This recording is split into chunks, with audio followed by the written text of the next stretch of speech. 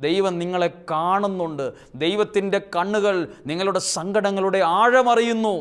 മനുഷ്യൻ വിമർശിക്കുമ്പോഴും നിങ്ങളെ നാണം കെടുത്തുമ്പോഴും ദൈവം നിങ്ങളെ അംഗീകരിക്കാൻ കാത്തു നിൽക്കുന്നുണ്ട്. ദൈവം നിങ്ങളുടെ വഴി അടച്ചു നിങ്ങളെ ശ്വാസം മുട്ടിക്കത്തില്ല. മനുഷ്യരുടെ ഇടയിൽ നിങ്ങൾക്കുണ്ടായിരുന്ന അപമാനത്തെ നീക്കിക്കളയാൻ ദൈവത്തിന് സാധിക്കും. എവിടെയെങ്കിലും നാണം കെട്ടു പോവുകയോ, എവിടെയെങ്കിലും പിറകിലായി പോവുകയോ, എവിടെയെങ്കിലും തകർന്നു എന്ന് വിചാരിച്ച് തലകുനിച്ചിരിക്കുകയോ ചെയ്യുന്നവരാണോ, ദൈവം നിങ്ങളെ മാനിക്കും.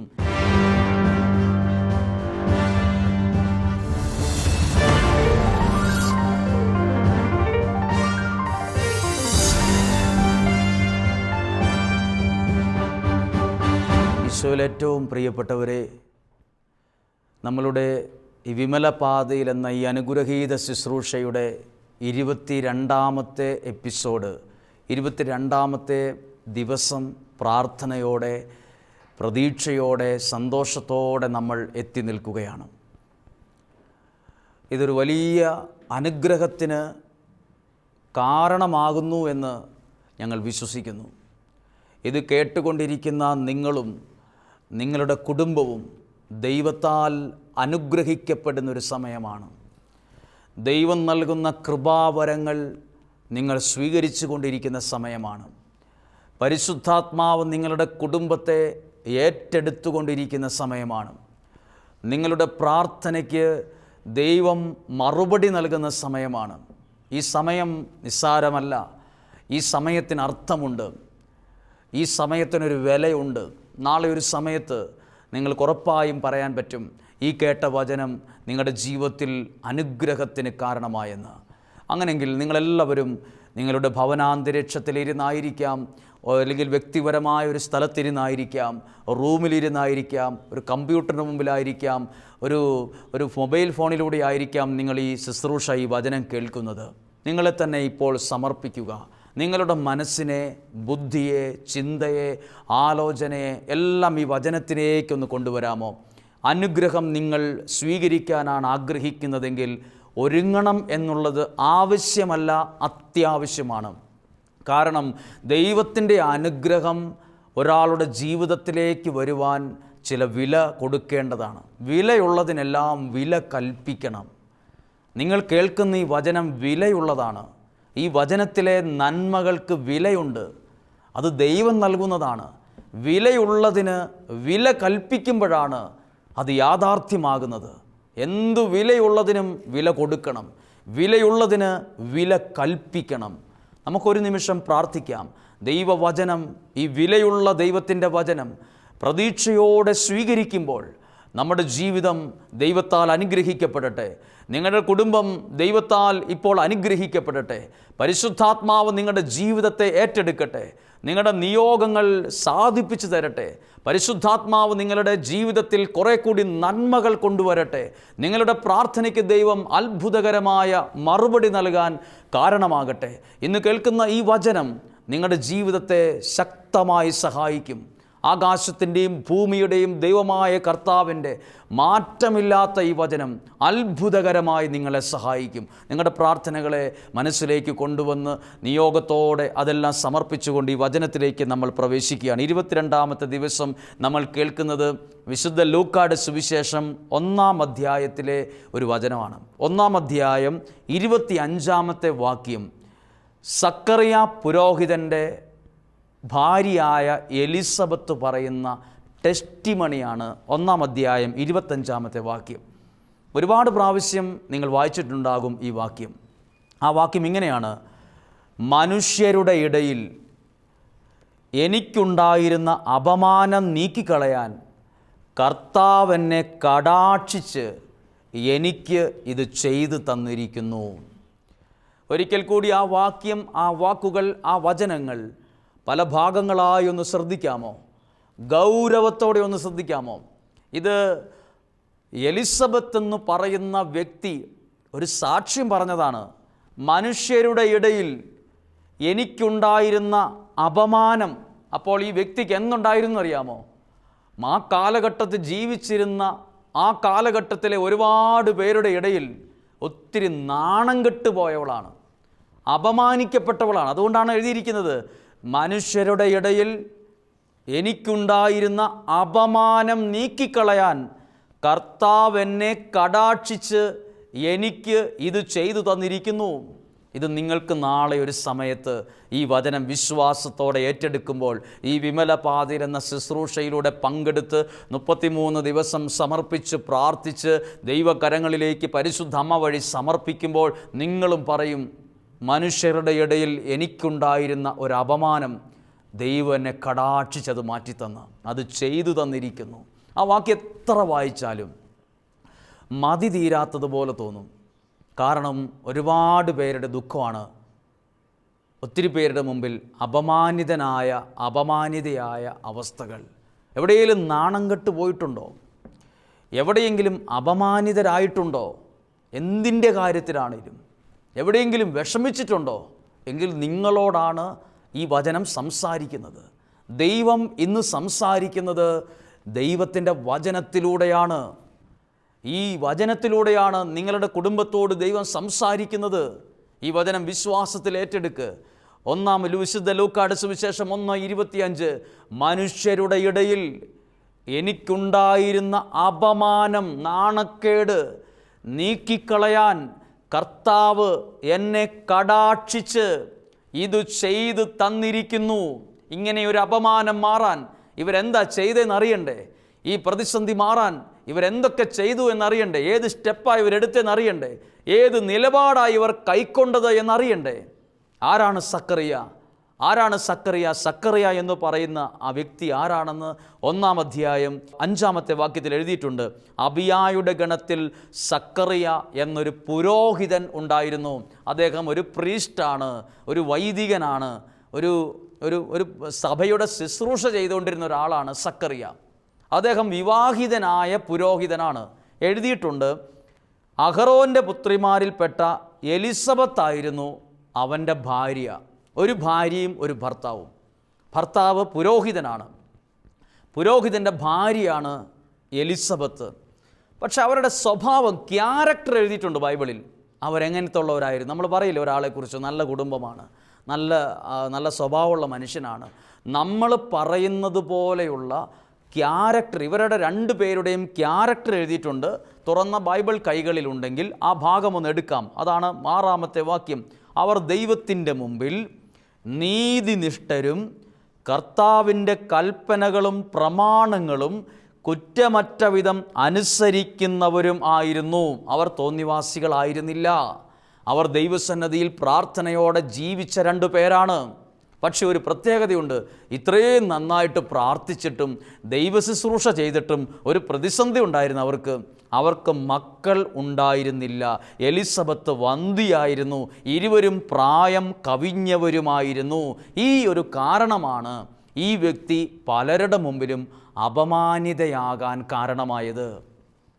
കാരണം ഞാനിങ്ങനെ ചിന്തിക്കുന്നു, എൻ്റേതായ ഒരു ഭാവനയിൽ ഞാൻ ചിന്തിക്കുന്നു, ആ കാലഘട്ടത്തിലെ ആളുകൾ സക്കറിയായോടും ആ പുരോഹിതൻ്റെ ഭാര്യ എലിസബത്തോടും ചോദിച്ചിട്ടുണ്ടാകും, നിങ്ങൾ ദൈവത്തിൻ്റെ വലിയ ആളുകളല്ലേ, നിങ്ങൾ എത്ര കൊല്ലമായി പ്രാർത്ഥിക്കാൻ തുടങ്ങിയിട്ട്, നിങ്ങളെന്നും ശുശ്രൂഷ ചെയ്യുന്ന ആൾക്കാരല്ലേ, എന്നിട്ട് നിങ്ങളുടെ പ്രാർത്ഥന പോലും ദൈവം കേൾക്കുന്നില്ലല്ലോ, നിങ്ങളുടെ പ്രാർത്ഥനയ്ക്ക് പോലും ദൈവം മറുപടി തന്നിട്ടില്ലല്ലോ. ഇങ്ങനെയൊക്കെ പലരും ചോദിച്ചിട്ടുണ്ടാകാം. അങ്ങനെയുള്ള ചോദ്യങ്ങൾ അസ്ത്രം പോലെ ഹൃദയത്തിൽ കൊണ്ടിട്ടുണ്ടാകാം. ചില ആളുകളുടെ വാക്കുകൾക്ക് മൂർച്ചയുള്ള അസ്ത്രത്തേക്കാൾ വേദന ഉണ്ടാക്കാൻ കഴിയും. അതുപോലെ നമ്മുടെ ശരീരത്തിലേക്ക് തുളച്ചു കയറും. അസ്ത്രം പോലെ തുളച്ചിട്ടുണ്ടാവും. മിക്കവാറും ഈ പുരോഹിതനും ഭാര്യയും ഒരുപാട് പേരുടെ മുമ്പിൽ, ഒരുപാട് ചോദ്യങ്ങളുടെ മുമ്പിൽ അപമാനിക്കപ്പെട്ടിട്ടുണ്ടാവും, നാണം കെട്ടിട്ടുണ്ടാവും. പലരും പറയും, ഞങ്ങളൊക്കെ നിങ്ങളെ കണ്ടുകൊണ്ട് ഇപ്പോൾ പ്രാർത്ഥന നിർത്തി, ഞങ്ങൾ ശുശ്രൂഷയൊക്കെ നിർത്തി. ചിലർ ചോദിച്ചിട്ടുണ്ടാകും, ഞാൻ എൻ്റെ ഭാവനയിൽ കാണുകയാണ്, നിങ്ങൾ ദയവ് ചെയ്ത് ഈ ശുശ്രൂഷയും പ്രാർത്ഥനയൊക്കെ നിർത്ത്, ഈ പ്രാർത്ഥനയൊക്കെ നിർത്ത്. നിങ്ങൾ ഇത്രയും നാൾ പ്രാർത്ഥിച്ചിട്ട് നിങ്ങൾക്കൊരനുഗ്രഹം ഉണ്ടായില്ലല്ലോ. നിങ്ങൾക്ക് പോലും, പ്രാർത്ഥിക്കാത്തവർക്ക് പോലും മക്കളുണ്ടായിട്ടുണ്ട്. പ്രാർത്ഥിക്കാത്തവർക്ക് വരെ കാര്യങ്ങളൊക്കെ ഭംഗിയായി നടക്കുന്നുണ്ട്. നിങ്ങൾ പ്രാർത്ഥനയാണെന്ന് പറഞ്ഞ് നടന്നിട്ട് നിങ്ങളുടെ കാര്യങ്ങളെല്ലാം ഇങ്ങനെയാണ്. അങ്ങനെ ചോദിച്ചപ്പോഴെല്ലാം വിഷമിച്ചിട്ടുണ്ടാകും. പക്ഷെ അവിടെ ഒരു പ്രത്യേകതയുണ്ട്. ഇതെല്ലാം കേട്ടെങ്കിലും അവർ ദൈവസന്നിധിയിൽ നിന്ന് പ്രാർത്ഥിക്കുന്നതിൽ നിന്നോ ശുശ്രൂഷ ചെയ്യുന്നതിൽ നിന്നോ പിന്മാറിയിരുന്നില്ല. അവർ ദൈവത്തിൽ ഉറച്ചു നിന്നു. അതാണ് എഴുതിയിരിക്കുന്നത്. 8-ാമത്തെ വാക്യം, തൻ്റെ ഗണത്തിന് നിശ്ചയിക്കപ്പെട്ടിരുന്ന ക്രമമനുസരിച്ച് ദൈവസന്നിധിയിൽ ശുശ്രൂഷ നടത്തി വരവേ. അങ്ങനെയാണ് മലയാള സെൻറ്റൻസ് എഴുതി വച്ചിരിക്കുന്നത്. ശുശ്രൂഷ നടത്തിയിരുന്നു, ഇപ്പോഴില്ല. പണ്ട് ശുശ്രൂഷയൊക്കെ ചെയ്തുകൊണ്ടിരുന്ന ആളാണ്, പിന്നീട് മനസ്സും അടുത്ത് ഇതിലൊന്നും വിശ്വാസം ഇല്ലാണ്ടായി പുള്ളി പോയി എന്നല്ല. ദൈവസന്നിധിയിൽ ശുശ്രൂഷ നടത്തിക്കൊണ്ടിരിക്കവേ, നടത്തി വരവേ. അപ്പോൾ ഇപ്പോഴും ആ സാഹചര്യത്തിലും ദൈവ ശുശ്രൂഷയിൽ നിന്ന് പിന്മാറിയിട്ടില്ല ഈ മനുഷ്യൻ, ഈ കുടുംബം. നിങ്ങളും പല ചോദ്യങ്ങളുടെ മുമ്പിലും പല കാര്യങ്ങളുടെ മുമ്പിലും ഉത്തരമില്ലാതെയും മറുപടി കൊടുക്കാനില്ലാതെയും നാണം കെട്ടവരും നാണം കെട്ടുപോയ സാഹചര്യവും തല കുനിയേണ്ട സാഹചര്യവും വിഷമിക്കേണ്ട അവസ്ഥയും ഇത്രയൊക്കെ പ്രാർത്ഥിച്ചിട്ടും ദൈവത്തോട് ചേർന്ന് നിന്നിട്ടും എനിക്കൊക്കെ ഇങ്ങനെയാണല്ലോ ഉണ്ടായത്, എൻ്റെ കാര്യങ്ങൾക്കൊരു പരിഹാരം ഉണ്ടായില്ലല്ലോ, എൻ്റെ ജീവിതത്തിനൊരു അർത്ഥമില്ലാതായല്ലോ എന്നൊക്കെ ആയിരിക്കും നിങ്ങൾ കാണുന്നത്. എന്നാൽ ഞാൻ അല്പം സ്വരമുയർത്തി പറയുന്ന ഈ വാക്ക് നിങ്ങൾ കേൾക്കണം. ദൈവം നിങ്ങളെ കാണുന്നുണ്ട്. ദൈവം നിങ്ങളെ കാണുന്നുണ്ട്. ദൈവത്തിൻ്റെ കണ്ണുകൾ നിങ്ങളുടെ സങ്കടങ്ങളുടെ ആഴമറിയുന്നു. മനുഷ്യൻ വിമർശിക്കുമ്പോഴും നിങ്ങളെ നാണം കെടുത്തുമ്പോഴും ദൈവം നിങ്ങളെ അംഗീകരിക്കാൻ കാത്തു നിൽക്കുന്നുണ്ട്. ദൈവം നിങ്ങളുടെ വഴി അടച്ചു നിങ്ങളെ ശ്വാസം മുട്ടിക്കത്തില്ല. എവിടെയെങ്കിലും നാണം കെട്ടുപോയിട്ടുണ്ടോ? നിങ്ങൾ മാത്രമല്ല, ഈ പുരോഹിതൻ്റെ ഭാര്യയും ഈ സക്കറിയായും എലിസബത്തും നാണം കെട്ടുപോയിട്ടുണ്ട്. പലരുടെ മുമ്പിലും അപമാനിതരായിട്ടുണ്ട്. അതുകൊണ്ടാണ് എഴുതിയിരിക്കുന്നത്, മനുഷ്യരുടെ ഇടയിൽ എനിക്കുണ്ടായിരുന്ന അപമാനം നീക്കിക്കളയാൻ സ്വർഗത്തിലെ ദൈവം എന്നെ കടാക്ഷിച്ച് ഇത് ചെയ്തു തന്നിരിക്കുന്നു. പ്രാർത്ഥനയ്ക്ക് ഉത്തരവുണ്ട്, പ്രാർത്ഥനയ്ക്ക് മറുപടിയുണ്ട്. എവിടെയെങ്കിലും എനിക്കറിയാം ഒരുപാട് പേരെന്നെ കേൾക്കുന്നവർ പലതിൻ്റെ മുമ്പിലും നാണം കെട്ടുപോയവരാണ്. നാണം കെട്ടുപോവുക എന്ന് പറഞ്ഞാൽ അത് മനസ്സിന്, ശരീരത്തിനല്ല, മനസ്സിന് കിട്ടുന്നൊരു മുറിവാണ്, ഒരു വേദനയാണ്. അത് പെട്ടെന്നൊന്നും അങ്ങനെ ഉണങ്ങത്തില്ല. അത് നമ്മുടെ മനസ്സിലിങ്ങനെ ഉണങ്ങാതെ കിടക്കും. അത് നമ്മുടെ സ്വഭാവത്തെ ബാധിക്കും. ഇതൊരുപാട് പേരുടെ സങ്കടമാണ്. അതുകൊണ്ടാണ് ചിലരോടൊക്കെ എന്തെങ്കിലുമൊക്കെ ചോദിക്കുന്ന പാടെ അവർക്ക് നിയന്ത്രണമില്ലാതെ അവർ കരയുന്നു. പെട്ടെന്നവർ ചിരിച്ചുകൊണ്ടിരുന്ന ആളുകൾ കാര്യങ്ങൾ സംസാരിക്കുമ്പോഴത്തേക്കും കണ്ണ് നിറഞ്ഞു വരുന്നു. ഇത്രയും വിഷമം ഉണ്ടായിരുന്നോ ഇവർക്കൊക്കെ? ഇത്രയും സങ്കടം സഹിച്ചാണോ നിങ്ങളിവിടെ വന്നത്, നിങ്ങളിവിടെ നിന്നത്? ഇത്രയും സഹിച്ചാണോ നിങ്ങൾ ഈ കാര്യങ്ങളൊക്കെ ചെയ്തത്? നിങ്ങൾ അവരോടൊക്കെ ചിരിച്ച് സംസാരിച്ചപ്പോൾ ഞാനത് കണ്ടിരുന്നു. പക്ഷെ ഇത്രയും വിഷമം നിങ്ങളുടെ ഉള്ളിലുണ്ടെന്ന് ഞാൻ അറിഞ്ഞിരുന്നില്ല കേട്ടോ. പലരും മനസ്സിലിങ്ങനെ കൂട്ടിവച്ചിരിക്കുക സങ്കടങ്ങൾ ഒരുപാട്. പലരുടെ മുമ്പിൽ നാണം കെട്ടുപോയ, എവിടെയെങ്കിലും നാണം കെട്ടുപോയിട്ടുണ്ടോ? ചിലർ പറയും, ഞാൻ പഠിച്ച് ആ വിഷയത്തിൽ ആ കാര്യത്തിലൊന്നും എനിക്ക് എവിടെ എത്താൻ പറ്റിയിട്ടില്ല, ഞാൻ ഒത്തിരി പേരുടെ മുമ്പിൽ നാണം കെട്ടിരിക്കുകയാണ്. അല്ലെങ്കിൽ എൻ്റെ ജീവിതം ഇപ്പോൾ ഇങ്ങനെയാണ്, ഞാൻ നാണം കെട്ടിരിക്കുകയാണ്. ഞാൻ എവിടെ പോയാലും ആരുടെയും മുമ്പിൽ അധിക സമയം നിൽക്കാറില്ല. ആരുടെയും ചോദ്യങ്ങളുടെ മുമ്പിൽ എനിക്ക് പിടിച്ചു നിൽക്കാൻ മറുപടി പറയാനില്ല. ഞാൻ നാണം കെട്ടുപോയി. എനിക്ക് വീടില്ല, സൗന്ദര്യമില്ല, എൻ്റെ ഭാവി ഇങ്ങനെയാണ്, എൻ്റെ ജീവിതം ഇങ്ങനെയാണ്, എൻ്റെ സിറ്റുവേഷൻ ഇതാണ്, എൻ്റെ കൂടെയുള്ളവരിങ്ങനെയാണ്, ഞാൻ വല്ലാതെ നാണം കെട്ട്. സാരയില്ല, ഈ കാര്യം കേട്ട് മനുഷ്യരുടെ ഇടയിൽ നിങ്ങൾക്കുണ്ടായിരുന്ന അപമാനത്തെ നീക്കിക്കളയാൻ ദൈവത്തിന് സാധിക്കും. ദൈവത്തിന് സാധിക്കും. ഇത് 22-ാമത്തെ ദിവസമാണ്. നിങ്ങളുടെ ജീവിതത്തിൽ ഈ 22-ാമത്തെ ദിവസം അടയാളപ്പെടുത്താൻ കഴിയുന്നൊരു നന്മയുണ്ടാകട്ടെ. ഒന്ന് ഓർക്കാൻ പറ്റുന്ന രീതിയിൽ ഒരു നന്മയുണ്ടാകട്ടെ. ഏത് നന്മയാണെന്നറിയോ? മനുഷ്യരുടെ ഇടയിൽ എനിക്കുണ്ടായിരുന്ന അപമാനം ദൈവം നീക്കിക്കളഞ്ഞ 22-ാമത്തെ ദിവസമായിരിക്കട്ടെ ഇത്. എന്ത് കാര്യത്തിലാണ് നിങ്ങൾ നാണം കെട്ടത്, അപമാനിതനായത്, അപമാനിതയായത്? ആ വിഷയത്തെ ഇപ്പോൾ പ്രാർത്ഥനയിലൊന്ന് കൊണ്ടുവരാമോ? ഏത് വിഷയത്തിലാണ് നിങ്ങൾ നാണം കെട്ടുപോയത്? ഈ എലിസബത്ത് എന്ന് പറയുന്ന വ്യക്തി, സക്കറിയ എന്ന പുരോഹിതൻ നാണം കെട്ടുപോയത് മക്കളില്ലാത്തതിൻ്റെ പേരിലാണ്. അവർക്ക് കുഞ്ഞുങ്ങളില്ലായിരുന്നു. ആ വിഷമത്തിൽ, ആ ഒരു കാര്യത്തിൽ അവർ വല്ലാതെ ദുഃഖവും വിഷമവും സങ്കടവും ഭാരവും അനുഭവിച്ചിട്ടുണ്ടായിരുന്നു. എന്നെ കേൾക്കുന്ന ചിലപ്പോൾ ചിലർ വിവാഹം കഴിഞ്ഞ് മക്കളില്ലാത്ത ദമ്പതികൾ എന്നെ കേൾക്കുന്നുണ്ടാകാം. നിങ്ങളും പലരുടെയും ചോദ്യങ്ങളുടെ മുമ്പിൽ വിഷമിച്ചിരിക്കുമായിരിക്കാം. പല ട്രീറ്റ്മെൻറ്റും നിങ്ങൾ നടത്തിയിട്ടുണ്ടാകാം. പല സ്ഥലങ്ങളിൽ നിങ്ങൾ പ്രാർത്ഥിക്കാൻ പോയിട്ടുണ്ടാകാം. എന്നാൽ ഈ ഒരു നിയോഗം ഇപ്പോൾ സമർപ്പിക്കുക. ഇതേപോലെ അനുഭവമുള്ള ഒരു എലിസബത്ത് നിങ്ങളുടെ മുമ്പിലുണ്ട്. ഇതുപോലെ സങ്കടം അനുഭവിച്ച ഒരു സക്രിയ നിങ്ങളുടെ മുമ്പിലുണ്ട്, ഈ ലൂക്കാസ് സുവിശേഷത്തിലുണ്ട്. അവരെന്ത് ചെയ്തു? അവർ ദൈവത്തിൻ്റെ സന്നിധിയിൽ പ്രാർത്ഥനയോടെ അവിടെ നിന്നു, ശുശ്രൂഷയിൽ തന്നെ അവിടെ നിന്നു, വിശ്വാസം മുറുകെ പിടിച്ചവിടെ നിന്നു. അത് അപ്പോഴാണ് അവർ പറഞ്ഞത്, മനുഷ്യരുടെ ഇടയിൽ എനിക്കുണ്ടായിരുന്ന അപമാനം എൻ്റെ ദൈവം നീക്കിക്കളഞ്ഞു എന്ന്. പ്രിയപ്പെട്ടവരെ, ഇതിന്നും സാധ്യമാണ്.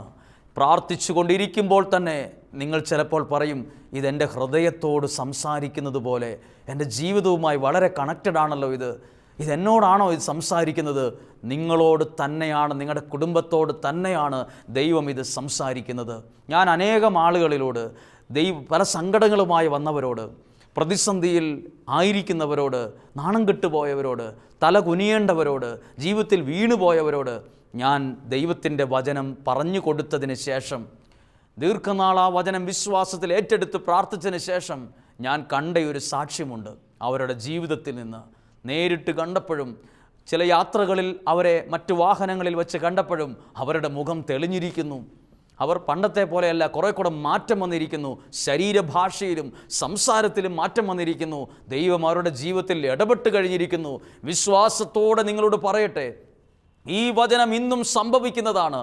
നിങ്ങൾക്കും നാളെ ഒരു സാക്ഷ്യം ഈ ഷാലോൺ TV-യിലേക്ക് നിങ്ങൾക്ക് അതിൻ്റെ പ്രിയപ്പെട്ടവർക്ക് എഴുതി അറിയിക്കാൻ കഴിയും. മനുഷ്യരുടെ ഇടയിൽ എനിക്കും ഇതുപോലൊരു നാണക്കേടുണ്ടായിരുന്നു, ഇതുപോലൊരു അപമാനിതനായിരുന്നു ഞാൻ. എൻ്റെ കുടുംബം അങ്ങനെയായിരുന്നു, എൻ്റെ മക്കൾ അങ്ങനെയായിരുന്നു, എൻ്റെ ജീവിത പങ്കാളി ഇങ്ങനെയായിരുന്നു, എൻ്റെ ഭാവി അങ്ങനെയായിരുന്നു. പക്ഷെ അത് ദൈവം നീക്കിക്കളഞ്ഞു എന്ന് എഴുതി അറിയിക്കാൻ കഴിയത്തക്ക വിധമുള്ളൊരു ടെസ്റ്റിമണി നിങ്ങളുടെ ജീവിതത്തിലും ദൈവം ഒരുക്കട്ടെ. ഇന്നില്ലാത്തത് ദൈവം നിങ്ങളുടെ കയ്യിൽ നാളെ തരും. ഇന്നില്ലാത്തതിനെ ഓർത്തായിരിക്കും നിങ്ങൾ ദുഃഖിക്കുന്നത്. ഇന്നില്ലാത്തതിനെ ഓർത്ത് ദുഃഖിച്ച ഒരാളാണ് സക്കറിയായും എലിസബത്തും. മക്കളില്ലല്ലോ എന്നോർത്ത് ദുഃഖം ഇല്ലായിരുന്നു അവർക്ക്. പക്ഷേ ആ ഇല്ലാത്തതിനെയാണ് ദൈവം അവരുടെ കൈകളിൽ കൊടുത്തത്, ഒരു സമ്മാനം പോലെ. ഇന്നില്ലാത്തത് എന്തോ ഇല്ലാത്തതിനെ ഓർത്ത് ദുഃഖിച്ച് നിരാശപ്പെട്ട് ഡിപ്രഷനിലാകാനല്ല ദൈവം നിങ്ങളോട് പറയുന്നത്. ഇല്ലാതിരിക്കുമ്പോഴും ദൈവത്തിൽ ആശ്രയിക്കുക, ദൈവത്തിൻ്റെ വചനത്തിൽ നിൽക്കുക, പ്രാർത്ഥനയിൽ നിൽക്കുക, ശുശ്രൂഷയിൽ നിൽക്കുക, ആ ഒരു ആശ്രയത്വത്തിൽ നിൽക്കുക. മനുഷ്യരുടെ ഇടയിൽ നിങ്ങൾക്കുണ്ടായിരുന്ന അപമാനത്തെ സ്വർഗത്തിലെ ദൈവം നീക്കിക്കളയും. ഈ ബൈബിൾ പരിശോധിക്കുമ്പോൾ, പല ഭാഗവും പരിശോധിക്കുമ്പോൾ പലതരത്തിലും അപമാനിക്കപ്പെട്ടവരുണ്ട്, നാണം കെട്ടുപോയവരുണ്ട്. ബൈബിൾ ആദ്യത്തെ ആളുകൾ ഇങ്ങനെ മറിച്ചു വരുമ്പോൾ നാണം കെട്ടുപോയ ഒരാളാണ്, സ്വന്തം കൂടപ്പറപ്പിൻ്റെ മുമ്പിൽ നാണം കെട്ടുപോയ ഒരാളാണ് ജോസഫ്. വസ്ത്രം ഊരി അടിവസ്ത്രം മാത്രം ധരിപ്പിച്ച് സ്വന്തം സഹോദരന്മാർ അവനെ വിറ്റുകളഞ്ഞു, പൊട്ടക്കിണറ്റിൽ തള്ളിക്കളഞ്ഞു, അടിമസ്ഥലത്ത് വിൽക്കാൻ കൊണ്ടുപോയി വച്ചു. കാളകളെയും ആടുകളെയൊക്കെ മാർക്കറ്റിൽ അല്ലെങ്കിൽ ചന്തയിൽ വിൽക്കാൻ വയ്ക്കുന്നത് പോലെ ജോസഫിനെ അവർ വിറ്റുകളഞ്ഞു പൈസയ്ക്ക്. നാട്ടുകാരല്ല, സ്വന്തം സഹോദരങ്ങൾ. അവരുടെ മുഖമൊക്കെ ജോസഫിൻ്റെ മുഖത്ത്, അവരുടെ ഉള്ളിൽ കറക്റ്റായിട്ടുണ്ടാവും അവരുടെ മനോഭാവമൊക്കെ. വിറ്റുകളഞ്ഞു, എല്ലാവരുടെ മുമ്പിൽ നാണം കെട്ടു. ഇനി പോയ സ്ഥലത്തോ പൊത്തീഫറിൻ്റെ ഭാര്യ പീഡിപ്പിച്ചു എന്നും പറഞ്ഞ് ഒരു കള്ളക്കേസ് അവിടെ കൊടുത്ത് ജയിലിൽ കിടക്കേണ്ടി വന്നു. ഇതൊക്കെ പോരെ ഒരാൾ നാണം കെട്ടുപോകാൻ, ഇതൊക്കെ പോരെ ഒരാൾ അപമാനിതനാകാൻ. എങ്ങനെ തല ഉയർത്തി ഇനി ഭൂമി ജീവിക്കുമെന്ന് ചിന്തിച്ചിട്ടുണ്ടാവില്ല ആ മനുഷ്യൻ. ഒരു കള്ളക്കേസാ, ആരും അതിൻ്റെ സത്യാവസ്ഥയൊന്നും അന്വേഷിക്കാൻ പോയിട്ടുണ്ടാവില്ല. അറിയുന്നവരുടെ എല്ലാം മുമ്പിൽ വല്ലാതെ തല താന്നുപോയി കാണും. പക്ഷേ ആ ജോസഫിൻ്റെ കൂടെ ദൈവം ഉണ്ടായിരുന്നു. ദൈവത്തെ ജോസഫ് കളഞ്ഞില്ല. ബൈബിൾ എഴുതിയിട്ടുണ്ട്. അത് മുഴുവൻ പറഞ്ഞു തരാൻ സമയക്കുറവുണ്ടെങ്കിലും ബൈബിൾ എടുത്ത് വായിച്ചു നോക്ക്. അവിടെ എഴുതിയിട്ടുണ്ട്. അധികം ആരുടെയും ജീവിതത്തിൻ്റെ പുറകിൽ എഴുതാത്തൊരു വാക്ക്, ജോസഫിൻ്റെ കൂടെ ദൈവം ഉണ്ടായിരുന്നു എന്ന് പല പ്രാവശ്യം ആവർത്തിച്ചെഴുതിയിട്ടുണ്ട്. ഒരു വാക്ക് തന്നെ, ജോസഫിൻ്റെ കൂടെ ദൈവം ഉണ്ടായിരുന്നു. നിങ്ങളുടെ കൂടെയും ഈ ദൈവം ഉണ്ടായിരിക്കട്ടെ. എന്നിട്ട് ജോസഫ്, നാണം കെട്ടുപോയ ജോസഫ്, പലരുടെ മുമ്പിലും അപമാനിതനായ ജോസഫ് മാനിക്കപ്പെട്ടോ? ഈ ജോസഫാണ് ഭരണാധികാരിയുടെ കസേരയിൽ രാജാക്കന്മാർ മാത്രം ധരിക്കുന്ന രാജകീയ വസ്ത്രം ധരിച്ച് ഒരു കാലത്ത് ദൈവം ഇരുത്തിയത്.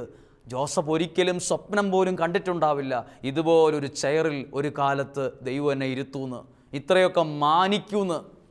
ഈ പൊട്ടക്കിണറ്റിൽ കിടന്ന ആളെങ്ങനെ ഇന്ന് ഈ കസേരയിൽ ഇരിക്കാൻ പറ്റി?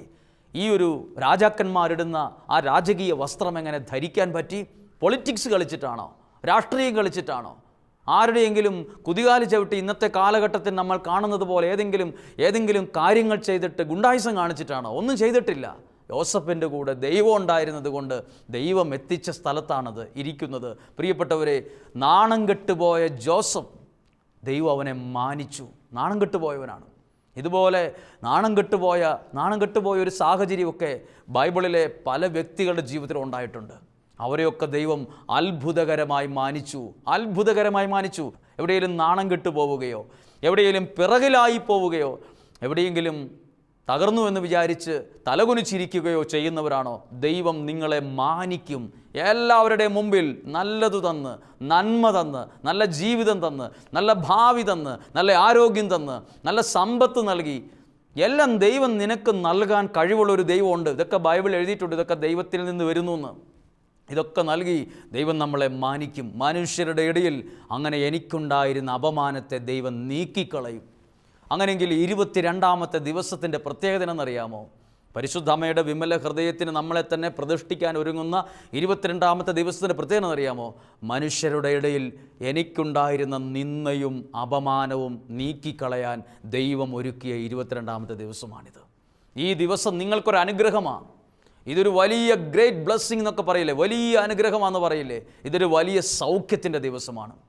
മനുഷ്യരുടെ ഇടയിൽ ഇങ്ങനെ ഒത്തിരി അപമാനം സഹിക്കുന്ന ആരൊക്കെയോ, എവിടെയൊക്കെയോ, ഏതൊക്കെയോ രാജ്യങ്ങളിൽ, ഏതൊക്കെയോ കുടുംബങ്ങളിലിരുന്ന് കരഞ്ഞുകൊണ്ടും അല്ലാതെയും ചിന്തിച്ചുകൊണ്ടും ഈ വചനം കേൾക്കുന്നുണ്ട്. ചിലപ്പോൾ നിങ്ങൾ ചിന്തിക്കുന്നുണ്ടാവും, ഈ വചനം ബൈബിളിൽ ഞങ്ങൾ വായിച്ചിട്ട് ഇത്രയും നാളത് ശ്രദ്ധിച്ചില്ലല്ലോ. സത്യമാണ്, ചില കാര്യങ്ങൾ ചില പോയിൻ്റ് ഓഫ് വ്യൂവിൽ വായിക്കുമ്പോൾ നമ്മുടെ ഹൃദയത്തിൽ കൊള്ളും. ഇതാ എഴുതിയിരിക്കുന്നു, 1-ാം അധ്യായം 25-ാമത്തെ വാക്യം. മനുഷ്യരുടെ ഇടയിൽ എനിക്കുണ്ടായിരുന്ന അപമാനം നീക്കിക്കളയാൻ കർത്താവ് എന്നെ കടാക്ഷിച്ചു, ഇത് ചെയ്തു തന്നിരിക്കുന്നു. അതിൻ്റെ പേരാ സാക്ഷ്യം. സാക്ഷ്യം എന്ന് പറയുമ്പോൾ ചുമ്മാ എന്തെങ്കിലും വിളിച്ചു പറയുന്നതല്ല. ദൈവം എന്നെ അനുഗ്രഹിച്ചു എന്ന് പറയുന്നതിൻ്റെ പേരാണ് സാക്ഷ്യം. ദൈവം എന്നെ തൊട്ടു, ദൈവം എന്നെ കടാക്ഷിച്ചു, എനിക്കിത് ചെയ്തു തന്നു എന്ന് ഒരു വ്യക്തി ഹൃദയത്തിൽ തൊട്ട് പറയുന്നതിൻ്റെ പേരാണ് സാക്ഷ്യം. എന്തെങ്കിലും വിളിച്ചു പറയുന്നതിലല്ല. എന്തെങ്കിലും ഒരു ഫീലിംഗ് ഉണ്ടായി, ഒരു അനുഭവം ഉണ്ടായി, അത് മാത്രമല്ല സാക്ഷ്യം. അതും സാക്ഷ്യമാകാം. യഥാർത്ഥത്തിൽ സാക്ഷ്യം ദൈവം എന്നെ അനുഗ്രഹിച്ചു എന്ന് എൻ്റെ അനുഭവത്തിൻ്റെ പേരാണ്. ദൈവം എന്നെ തൊട്ടു എന്ന് പറയുന്ന എൻ്റെ അനുഭവത്തിൻ്റെ പേരാണ്. ദൈവം എൻ്റെ അപമാനം നീക്കിക്കളഞ്ഞുവെന്ന് എൻ്റെ വ്യക്തിപരമായ അനുഭവത്തിൻ്റെ പേരാണ് ടെസ്റ്റിമണി, സാക്ഷ്യം. അങ്ങനെ ഒരു നല്ല സാക്ഷ്യം പ്രിയപ്പെട്ട നിങ്ങൾക്ക് ഇന്ന് ഉണ്ടാകട്ടെ, ഈ ദിവസങ്ങളിൽ ഉണ്ടാകട്ടെ. ഒന്ന് പ്രാർത്ഥിക്കാം നമുക്ക്. നമ്മൾ കേട്ട വചനം, മനുഷ്യരുടെ ഇടയിൽ എനിക്കുണ്ടായിരുന്ന അപമാനം നീക്കിക്കളയാൻ ദൈവം കടാക്ഷിച്ചു എന്നാണ്. മനുഷ്യർ കടാക്ഷിച്ചു എന്നല്ല. ആര് കടാക്ഷിച്ചാലും അപമാനം നീങ്ങത്തില്ല. ദൈവം കടാക്ഷിക്കണം. നിങ്ങളെ, നിങ്ങളുടെ കുടുംബത്തെയും ദൈവം കടാക്ഷിക്കുമ്പോൾ ഇന്നില്ലാതിരിക്കുന്നത് നാളെ ദൈവം നിങ്ങൾക്ക് തരും. വീടില്ലാത്തതിൻ്റെ പേരിൽ, ജോലിയില്ലാത്തതിൻ്റെ പേരിൽ, കുടുംബമില്ലാത്തതിൻ്റെ പേരിൽ, കുടുംബജീവിതത്തിൻ്റെ തകർച്ചകളെ ഓർത്തൊക്കെ വിഷമിക്കുന്നവരും, ഫേസ് ചെയ്യാൻ ബുദ്ധിമുട്ടുന്നവരും, നാണം കെടുന്നവരും, വിഷമിക്കുന്നവരും, ഈ അപമാനിക്കപ്പെട്ടവരും, സ്വന്തം കുടുംബക്കാരിൽ നിന്ന് പോലും, സ്വന്തം സഹോദരനും അമ്മയിൽ നിന്നും അപ്പനിൽ നിന്ന് പോലും അപമാനിക്കപ്പെട്ടവരുണ്ട്. പക്ഷെ ദൈവം നിങ്ങളെ മാനിക്കും. അത് വിശ്വസിച്ചോ? ഇത് ബൈബിളിലുള്ള കാര്യമാണ്. പ്രാർത്ഥിക്കുന്നു. തുടർന്ന് ആരാധനയിലേക്ക് പ്രവേശിക്കുമ്പോൾ സൗഖ്യത്തിൻ്റെ ഒരു ആരാധനയാകട്ടെ, ഒരു അഭിഷേകത്തിൻ്റെ ആരാധനയാകട്ടെ, ഒരു വിടുതലിൻ്റെ ആരാധനയാകട്ടെ. അതിനായി പരിശുദ്ധാത്മാവ് നമ്മളെ ഒരുക്കുകയും സഹായിക്കുകയും ചെയ്യട്ടെ. അങ്ങനെ നമുക്ക് പ്രാർത്ഥനയോടെ, പ്രതീക്ഷയോടെ, ആരാധനാ മനോഭാവത്തോടെ പാട്ടുകൾ പാടി ആരാധനയിലേക്ക് നമുക്ക് പ്രവേശിക്കാം.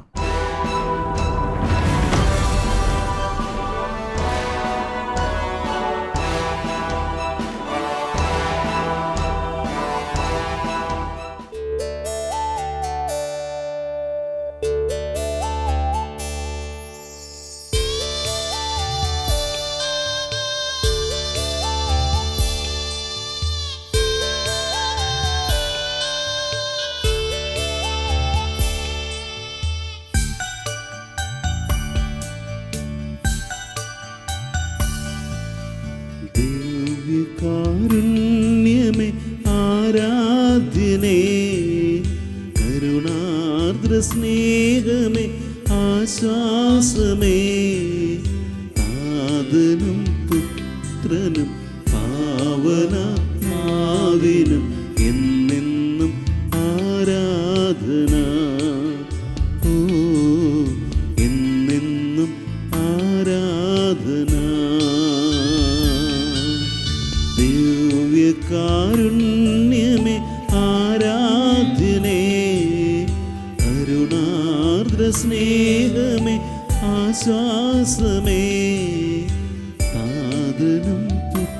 പുത്രനും പാവനാത്മാവിനും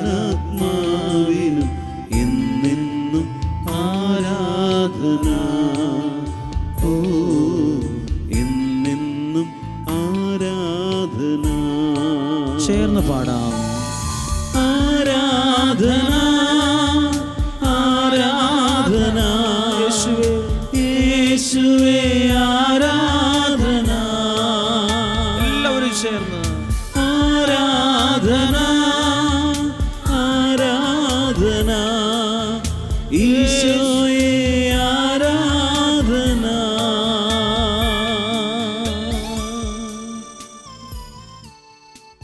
നമുക്കെല്ലാവർക്കും നമ്മെ തന്നെ ദിവ്യകാരുണ്യ സന്നദ്ധിയിൽ സമർപ്പിച്ചുകൊണ്ട് നമുക്കൊരുമിച്ച് പറഞ്ഞു പ്രാർത്ഥിക്കാം.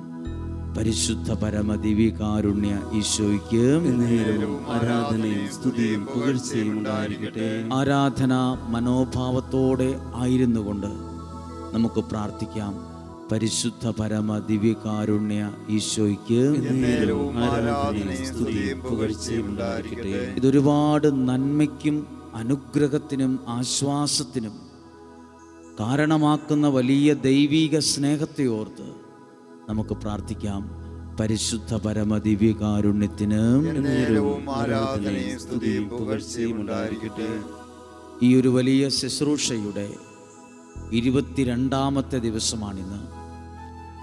ഇന്നത്തെ വചനം ഒത്തിരി സൗഖ്യത്തിന് കാരണമായൊരു വചനമാണ്. ഒരുപാട് പേരുടെ ഹൃദയങ്ങൾക്ക് ബലം തരുന്നൊരു വചനമാണ് നമ്മൾ കേട്ടത്. അതിനെല്ലാം മുമ്പ് ആ വചനത്തിലൂടെ നമ്മൾ പ്രാർത്ഥിക്കുമ്പോൾ ഇന്ന് നമ്മളിലേക്ക് വരുന്നത് ഒരു സൗഖ്യമാണ്. ഒരു സൗഖ്യമാണ്. ഈ ആരാധനയിൽ ദൈവം നമ്മളിലേക്ക് പകരാൻ ആഗ്രഹിക്കുന്നത് ഒരു സൗഖ്യമാണ്.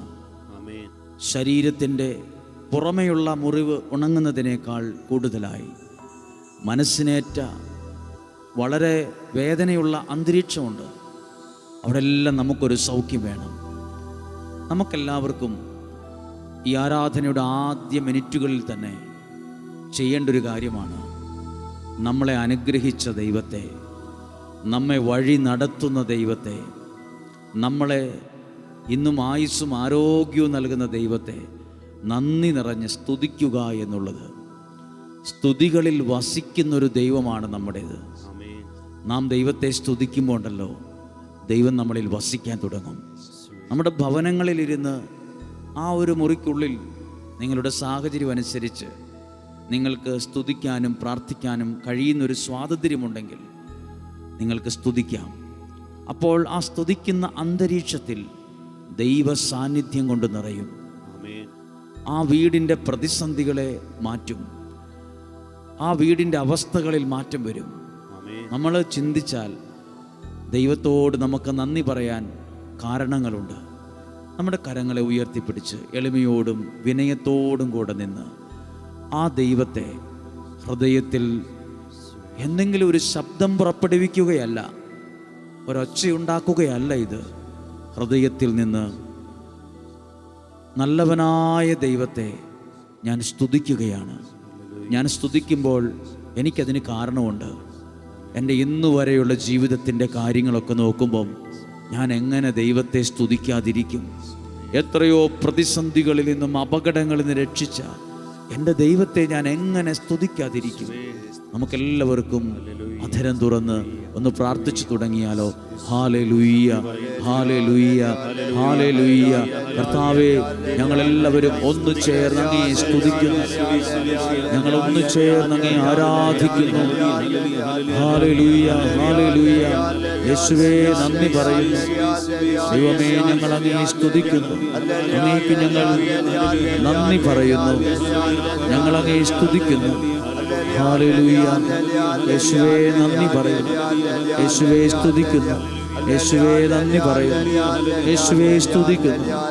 Hallelujah, hallelujah, hallelujah, hallelujah, hallelujah. കളിമൺ പാത്രങ്ങൾ ഞങ്ങൾ, അയോഗ്യദാസരാം ഞങ്ങൾ. എളിമയോടെ പാടാമോ? കളിമൺ പാത്രങ്ങൾ ഞങ്ങൾ, എളിയ അയോഗ്യദാസരാം ഞങ്ങൾ ബലഹീനരാകും ഞങ്ങളെ ഉയർത്തി യേശുവിനാണെന്നും മഹത്വം. ഒന്ന് ചേർന്ന് പാടാമോ? ബലഹീനരാകും ഞങ്ങളെ ഉയർത്തിയ യേശുവിനാണെന്നും മഹത്വം. അതുകൊണ്ട് മഹത്വം മഹത്വം യേശുവിന്. പറയാമോ? മഹത്വം മഹത്വം യേശുവിന്. ഞങ്ങൾക്കല്ല കർത്താവേ, ഞങ്ങൾക്കല്ല കർത്താവേ, ഞങ്ങൾക്കല്ല കർത്താവേ, മഹത്വം മഹത്വം യേശുവിന്. ഒന്ന് പാടിയേ. ഞങ്ങൾക്കല്ല കർത്താവേ, ഞങ്ങൾക്കല്ല കർത്താവേ, പിന്നെയോ മഹത്വം മഹത്വം. അതിന് കാരണം എന്താണെന്നറിയാമോ? കളിമൺ പാത്രങ്ങൾ ഞങ്ങൾ അയോഗ്യദാസരം ഞങ്ങൾ. അത് ഞങ്ങൾ മനസ്സിലാക്കുന്നു. കളിമൺ പാത്രങ്ങൾ ഞങ്ങൾ അയോഗ്യദാസരം ഞങ്ങൾ. ബലഹീനരാകും ഞങ്ങളെ ഉയർത്തിയ യേശുവിനാണെന്നും മഹത്വം. ഒന്ന് പാടിയേ. ബലഹീനരാകും ഞങ്ങളെ ഉയർത്തിയ യേശുവിനാണെന്നും. അതുകൊണ്ട് സ്വരമുയർത്തി പാടുന്നു. മഹത്വം മഹത്വം യേശുവിന്. പാടിയേ. മഹത്വം മഹത്വം യേശുവിന്. ഒരിക്കൽ കൂടി പറഞ്ഞേ. മഹത്വം മഹത്വം യേശുവിന്. മഹത്വം മഹത്വം യേശുവിന്. പ്രിയപ്പെട്ടവരെ, ഈ ദിവസം നമ്മൾ പ്രാർത്ഥിക്കുമ്പോൾ നിങ്ങളെയും നിങ്ങളുടെ കുടുംബത്തെയും നിങ്ങളുടെ നിയോഗത്തെയും ഈ ദിവ്യകാരുണ്യത്തിലേക്ക് സമർപ്പിക്കുന്നു. കേവലം ഒരു പ്രാർത്ഥന മാത്രമല്ല, അതുപോലെ തന്നെ സംഭവിക്കട്ടെ. നിങ്ങളിപ്പോൾ സമർപ്പിക്കുന്നു. ഈ ദൈവം നിങ്ങളെ കാണുന്നു. ഈ ദൈവം നിങ്ങളുടെ അവസ്ഥ മനസ്സിലാക്കുന്നു.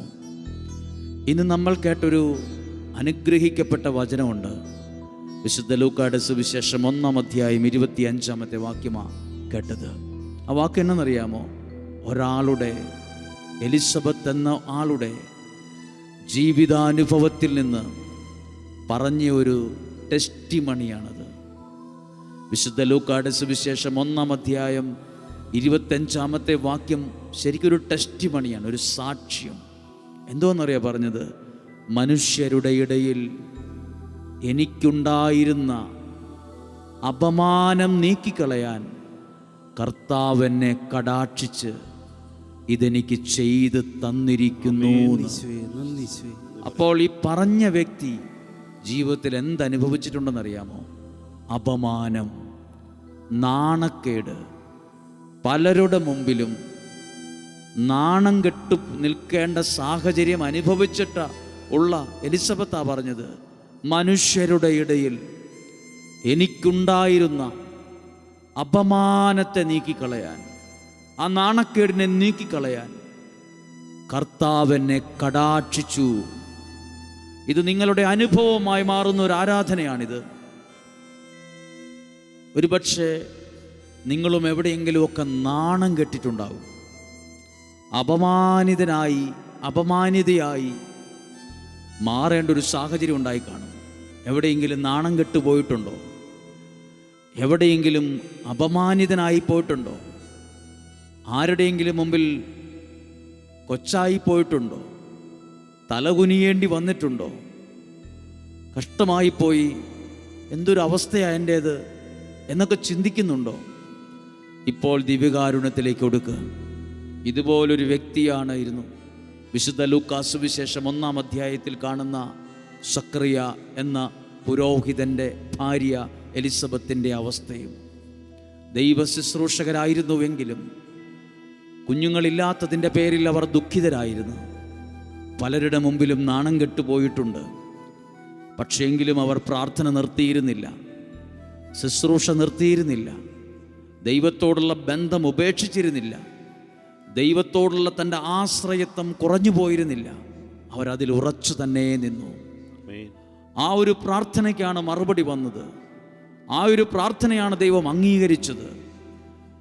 ആ വ്യക്തി തന്നെ ദൈവം പ്രാർത്ഥന കേട്ട അനുഭവത്തിൽ നിന്ന് പറയുകയാണ്, മനുഷ്യരുടെ ഇടയിൽ എനിക്കുണ്ടായിരുന്ന അപമാനം നീക്കിക്കളയാൻ കർത്താവെന്നെ കടാക്ഷിച്ചു. നിയോഗത്തോടെ പങ്കെടുക്കുന്ന 22ാമത്തെ ദിവസത്തെ ആരാധനയിൽ നിങ്ങളുടെ ജീവിതവും സാഹചര്യങ്ങളും രോഗാവസ്ഥകളും എല്ലാ വേദനകളും ചെറുതാകട്ടെ വലുതാകട്ടെ, ഏത് നിസ്സഹായ അവസ്ഥയിൽ നിന്നുകൊണ്ടുള്ള പ്രാർത്ഥനയാകട്ടെ, ആരുടെയെങ്കിലും മുമ്പിൽ തലകുനിയേണ്ടി വന്ന, നാണം കെട്ട് പോകേണ്ട അവസ്ഥ. ചിലർ പറയാറില്ലേ, നീ എങ്ങനെ ഞാൻ അവരുടെയൊക്കെ മുഖത്ത് നോക്കും, എങ്ങനെ ഞാൻ പുറത്തേക്ക് ഇറങ്ങും, ഈ വഴിയിലൂടെ ഞാൻ എങ്ങനെ നടക്കും, എങ്ങനെ ഞാൻ പള്ളിയിൽ പോകും, എങ്ങനെ ഞാൻ ബസ്സിൽ പോകും. പലരുടെ മുമ്പിലും പല ചോദ്യങ്ങളുടെയും മുമ്പിൽ, പല വാക്കുകളുടെയും മുമ്പിൽ, പലരുടെയും അടക്കം പറച്ചിലിൻ്റെയും മുമ്പിൽ വല്ലാതെ മനസ്സ് തകർന്നു പോകുന്ന ഒരു അന്തരീക്ഷം. അതൊക്കെ മാറും. അതെല്ലാം ഇന്ന് വരെ ഒരു അന്തരീക്ഷമാണെങ്കിൽ, ഈ വ്യക്തിക്ക് ഇതുപോലൊരു അനുഗ്രഹം ദൈവം ചെയ്തു കൊടുത്തെങ്കിൽ ഇതുപോലൊരു അനുഗ്രഹം നിങ്ങളുടെ ജീവിതത്തിൽ ഉറപ്പാണ്. മനുഷ്യരുടെ ഇടയിൽ, കുടുംബക്കാരുടെ ഇടയിൽ, വേണ്ടപ്പെട്ടവരുടെ ഇടയിൽ, അവനവൻ്റെ ദേശത്ത്, അവനവൻ്റെ കുടുംബ സാഹചര്യങ്ങളിൽ നാണം കെട്ടുപോയിട്ടുണ്ടോ, അപമാനിതനോ അപമാനിതയോ ഒക്കെ ആയിപ്പോയിട്ടുണ്ടോ? സാരമില്ല, ദൈവകാരുണ്യത്തിലേക്ക് കൊടുത്ത് ഒരിക്കൽ കൂടി ഒന്ന് പ്രാർത്ഥിക്കാൻ പോവുകയാണ്. കർത്താവേ, ഞങ്ങളുടെ ജീവിതത്തിൽ ഞങ്ങൾ അനുഭവിക്കുന്ന അപമാനത്തിൻ്റെ, നാണക്കേടിൻ്റെ, തലകുനിയപ്പെടേണ്ട പെട്ടുപോയ സാഹചര്യങ്ങളുടെ എല്ലാ വിഷമങ്ങളും, എല്ലാ വേദനകളും ഒരു സൗഖ്യത്തിനായി സമർപ്പിക്കുന്നു, ഒരു സൗഖ്യത്തിനായി സമർപ്പിക്കുന്നു. മനസ്സുകൊണ്ടൊന്ന് പ്രാർത്ഥിച്ചേ, മനസ്സുകൊണ്ടൊന്ന് പ്രാർത്ഥിച്ചേ. ദൈവമേ, മനുഷ്യരുടെ ഇടയിൽ, കുടുംബക്കാരുടെ ഇടയിൽ എനിക്കുണ്ടായിരുന്ന അപമാനത്തെ കർത്താവെ നീക്കിക്കളയണമേ.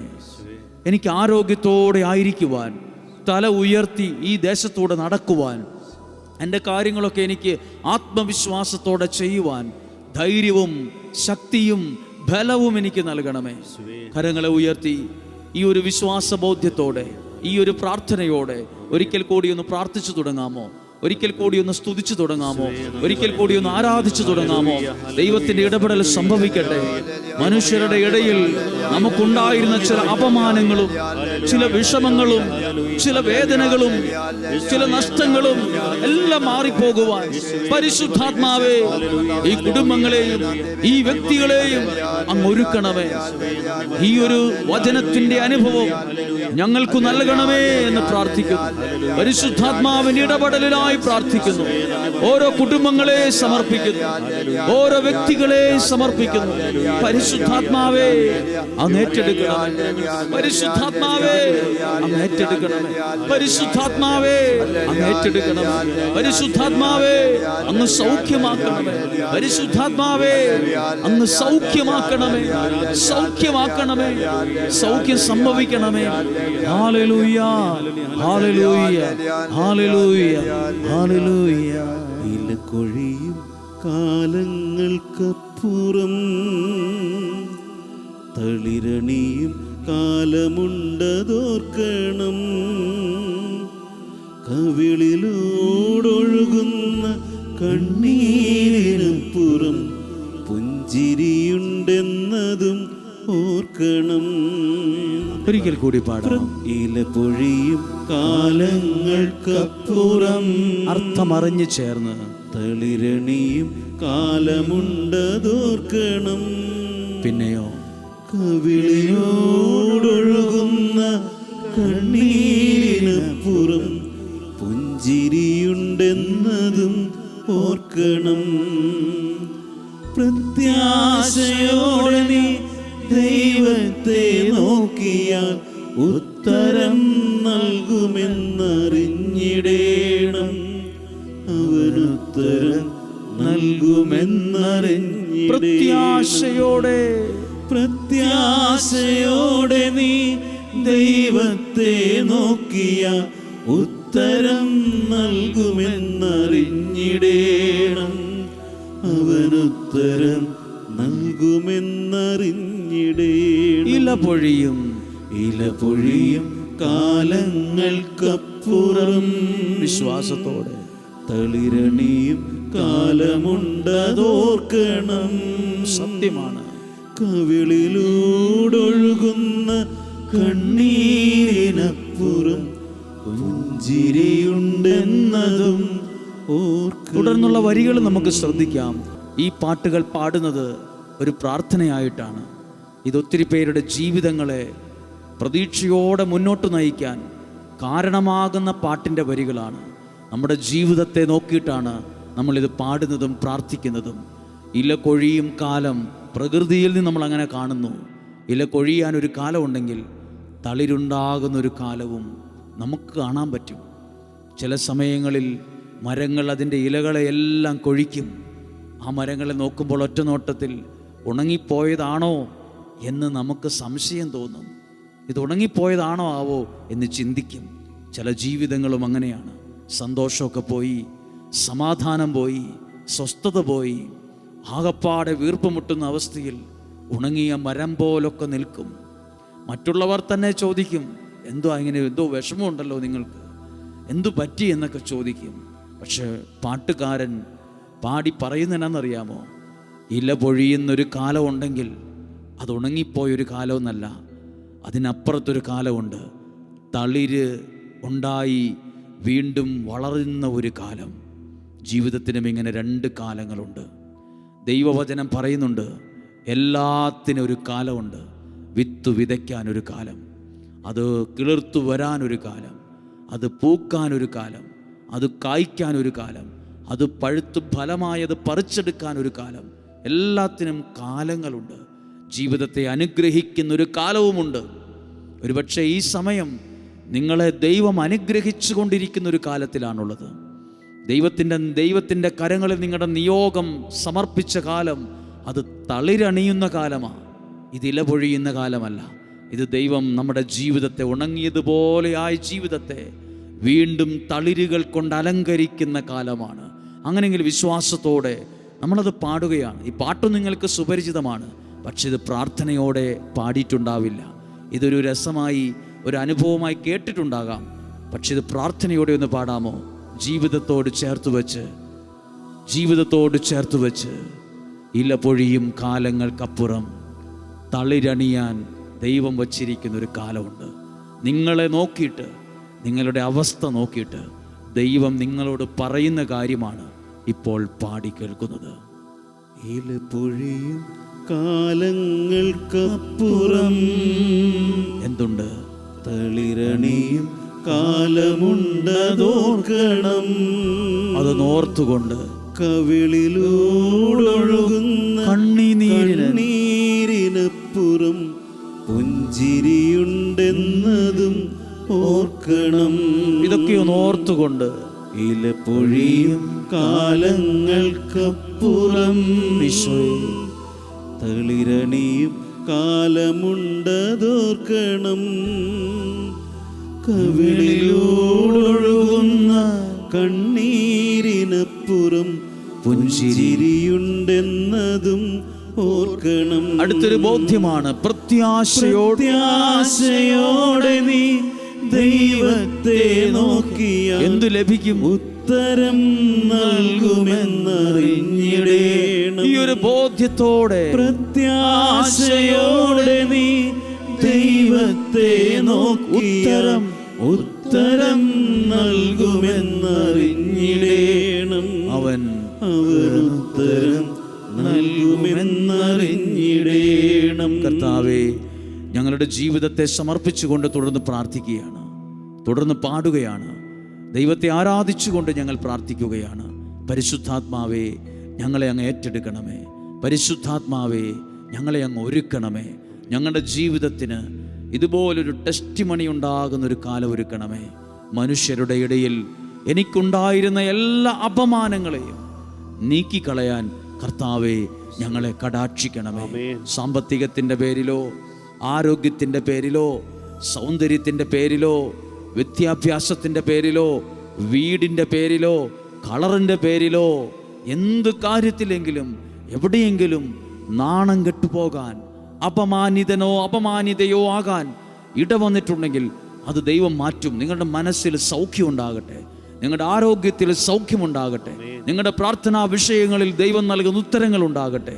എല്ലാ കാര്യങ്ങളെ സമർപ്പിച്ചുകൊണ്ട് പാടുന്നു. കൈപ്പാർന്ന വേദനകൾക്കപ്പുറം മധുരത്തിൻ സൗഖ്യമുണ്ടതോർക്കണം.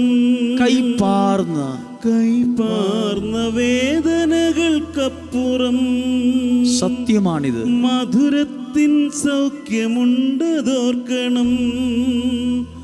മാനത്തെ കാർമേഘമപ്പുറം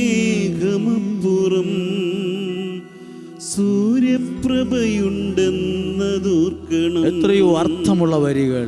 വിശ്വാസത്തോടെ നീ ദൈവത്തെ നോക്കിയാൽ ഉത്തരം നൽകുമെന്നറിഞ്ഞിടേണം.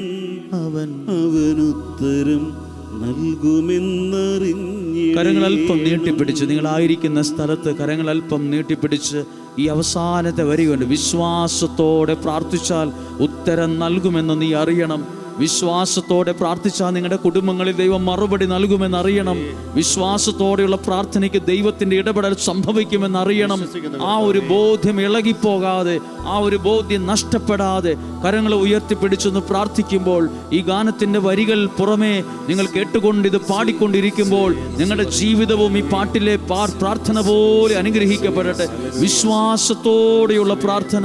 Hallelujah, hallelujah, hallelujah, hallelujah. യേശുവേ, ഞങ്ങൾ പ്രാർത്ഥിക്കുന്നു കർത്താവേ, ഞങ്ങൾ പ്രാർത്ഥിക്കുന്നു കർത്താവേ. ഞങ്ങളുടെ കുടുംബങ്ങളെ സമർപ്പിക്കുന്നു, ഞങ്ങളുടെ നിയോഗങ്ങളെ ഏൽപ്പിക്കുന്നു, ഞങ്ങളുടെ രോഗാവസ്ഥകളെ സമർപ്പിക്കുന്നു, ഞങ്ങളുടെ സ്വപ്നങ്ങളെ സമർപ്പിക്കുന്നു. Hallelujah, hallelujah. കർത്താവേ, ഞങ്ങൾ പ്രാർത്ഥിക്കുന്നു. യേശുവേ, ഞങ്ങൾ പ്രാർത്ഥിക്കുന്നു കർത്താവേ. എല്ലാവരും ചേർന്ന് ഉത്തരം ലഭിക്കുമെന്ന്, ഉത്തരം നൽകുമെന്നറിഞ്ഞിടേണം. ഉത്തരം നൽകും യേശു, ഉത്തരം നൽകുമെന്നറിഞ്ഞിടേണം. പരിശുദ്ധാത്മാവേ, പരിശുദ്ധാത്മാവേ, ഈ നല്ല ബോധ്യങ്ങൾക്ക് ഞങ്ങൾ നന്ദി പറയുന്നു. ഞങ്ങളെ അനുഗ്രഹിച്ചതിന് ഞങ്ങൾ നന്ദി പറയുന്നു. പ്രിയപ്പെട്ടവരെ, ഈ ആരാധനയിൽ പങ്കെടുത്ത 22ാമത്തെ ദിവസം നിങ്ങൾ ഒരിക്കൽ കൂടി നിങ്ങളുടെ ജീവിതത്തെ, നിങ്ങളുടെ പ്രാർത്ഥനയെ, നിങ്ങളുടെ ആവശ്യങ്ങളെ എല്ലാം സമർപ്പിക്കുക. ഈ വിഷയത്തിന്മേൽ ദൈവം ഇടപെടട്ടെ. ഓരോ ദിവസവും ഓരോ നിയോഗത്തോടെയാണ് നീങ്ങുന്നത്. ദൈവത്തിൻ്റെ അത്ഭുത സൗഖ്യങ്ങൾ നിങ്ങളിൽ സംഭവിക്കും. നിങ്ങളായിരുന്ന ഇടങ്ങളിൽ ആയിരുന്നു കൊണ്ട് പ്രാർത്ഥിക്കുന്ന വിഷയങ്ങളെ ദൈവം കാണുന്നുണ്ട്. നിങ്ങളുടെ വീടിൻ്റെ ആ സിറ്റുവേഷൻ, ആ അവസ്ഥ, മനസ്സിൻ്റെ സിറ്റുവേഷൻ, സാഹചര്യം എല്ലാം ദൈവം കാണുന്നുണ്ട്. നിങ്ങൾ എഴുതി സമർപ്പിച്ച നിയോഗങ്ങളില്ലേ, ആ നിയോഗങ്ങളെ ഇപ്പോൾ ഓർക്കുന്നു, ആ നിയോഗങ്ങൾക്ക് വേണ്ടി പ്രാർത്ഥിക്കുന്നു. ദൈവം നിങ്ങളുടെ കാര്യങ്ങളിൽ അത്ഭുതങ്ങളെ ചെയ്യും. ഇല പൊഴിയുന്ന കാലങ്ങൾക്കപ്പുറം തളിരണിയാനൊരു കാലം ദൈവം ഒരുക്കും. അതിനുവേണ്ടി ദൈവം ഒരുക്കിയ ശ്രേഷ്ഠമായൊരവസരമാണിത്, അനുഗ്രഹമുള്ളൊരവസരമാണിത്. അങ്ങനെയെങ്കിൽ ഒരിക്കൽ കൂടി കരങ്ങളെ ഉയർത്തി സ്തുതിച്ച് പ്രാർത്ഥിച്ച് ഈ ആശീർവാദ സമയം നമ്മൾ പ്രാർത്ഥിക്കുകയാണ്, സ്വീകരിക്കുകയാണ്. നമുക്കെല്ലാവർക്കും പ്രാർത്ഥിക്കാം. കർത്താവേ, എല്ലാ സങ്കടങ്ങളെയും മാറ്റണമേ, എല്ലാ പ്രതിസന്ധികളെയും മാറ്റണം, എല്ലാ സങ്കടങ്ങളും മാറണം. ഞങ്ങളുടെ കുടുംബം അനുഗ്രഹിക്കപ്പെടണം. പരിശുദ്ധാത്മാവിന് ഇടപെടലുണ്ടാകും, പരിശുദ്ധാത്മാവിന് ഇടപെടലുണ്ടാകും. ദൈവകൃപയുടെ വർഷിപ്പ്, ദൈവകൃപയുടെ ആ ഒരു വർഷം സംഭവിക്കും. ഹല്ലേലൂയ. കർത്താവേ, നന്ദി പറയുന്നു. അനുഗ്രഹിക്കണമേ, കുടുംബങ്ങളെ തൊടണമേ, വ്യക്തികളെ തൊടണമേ. പ്രാർത്ഥന കേൾക്കുന്ന, ആരാധനയിൽ പങ്കെടുക്കുന്ന ഓരോ കുടുംബങ്ങളെയും അങ്ങ് അഭിഷേകം ചെയ്യണമേ. ആ കുടുംബത്തിൽ ദൈവാനുഭവങ്ങൾ ഉണ്ടാകട്ടെ, ആ കുടുംബങ്ങൾ അനുഗ്രഹിക്കപ്പെടട്ടെ, ആ കുടുംബങ്ങൾ ഒന്നിനൊന്നിന് വളരുവാൻ, ഉയരുവാൻ ഇടവരട്ടെ. Hallelujah, hallelujah. യേശുവേ, നന്ദി പറയുന്നു, സ്തുതിക്കുന്നു, സ്തുതിക്കുന്നു. ഈശോയുടെ ആശീർവാദം നമുക്ക് പ്രാർത്ഥനയോടെ സ്വീകരിക്കാം.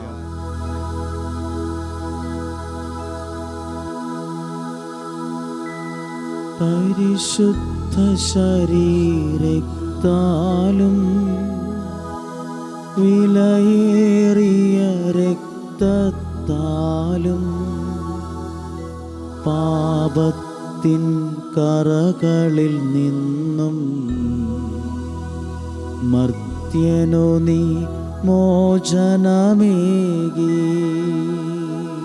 സകലേശ ദിവ്യ കടാക്ഷം തൂഗണമേ വത്സല സുതരിൽ.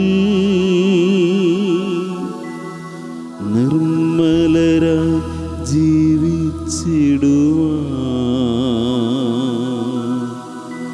ചിന്തണമേ ദിവ്യവരങ്ങൾ.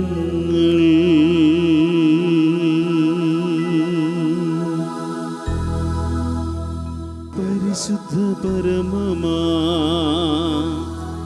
ദിവ്യകാരുണ്യമേ, എന്നുമെന്നും എന്നുമെന്നും അങ്ങേക്കാരാധന. പരിശുദ്ധ പരമമാ ദിവ്യകാരുണ്യമേ, എന്നുമെന്നും അങ്ങേക്കാരാധന. പരിശുദ്ധ പരമമാ ദിവ്യകാരുണ്യമേ, എന്നുമെന്നും അങ്ങേക്കാരാധന.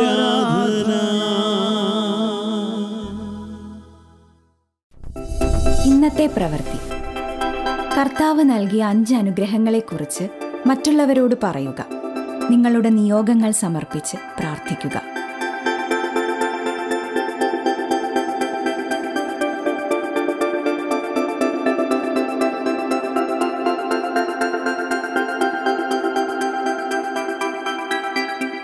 വിമലപാതയിലെ എപ്പിസോഡുകൾ വീണ്ടും കാണുന്നതിനും ശാലോം ടിവിയിലെ മറ്റു പ്രോഗ്രാമുകൾ ലഭിക്കുന്നതിനും Shalom TV YouTube channel subscribe ചെയ്യുക. വേദനിക്കുന്നവർക്ക് ആശ്വാസമേകാൻ, തകർന്നവർക്ക് പ്രതീക്ഷയേകാൻ സുവിശേഷ പ്രവർത്തനത്തിൽ പങ്കാളിയാകുവിൻ. ഈ വീഡിയോ നിങ്ങളുടെ പ്രിയപ്പെട്ടവർക്ക് ഷെയർ ചെയ്യുക.